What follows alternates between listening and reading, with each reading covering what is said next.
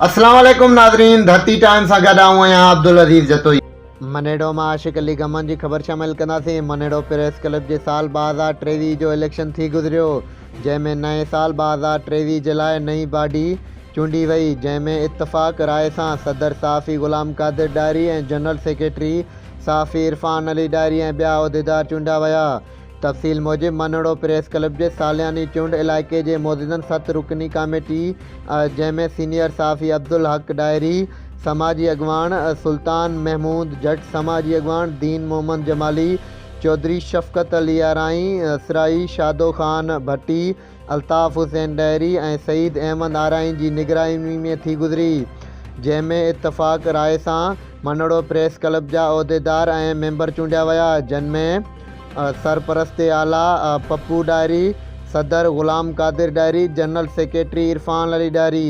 Senior नायब सदर आशिक़ अली गमन, नायब सदर मुमताज़ अली मला,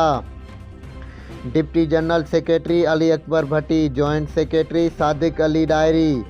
ख़जानची ग़ुलाम शबीर डायरी, प्रेस सेक्रेटरी वाहिद बख्श लाशारी, इतलाह secretary Shaman Ali Abro, office secretary Mohammad Hasan Umrani, member Ghulam Mohammad Bhatti चूंडिया विया। उन मौक़े ते मनेडो प्रेस क्लब जे चूंडियल नए बॉडी इलाइक़े जे मौजूदनि ऐं सियासी समाजी अॻवाननि ऐं शहरनि गुलनि जा हार पहिराए खैन मुबारकबाद ॾिनी ऐं मिठाई पिणु तक़सीम कई वई। उन मौक़े ते मनेडो प्रेस क्लब जे चूंडियल सदर Ghulam Qadir diary, senior साफ़ी Abdul Haq diary, दीन मोहम्मद जमाली ऐं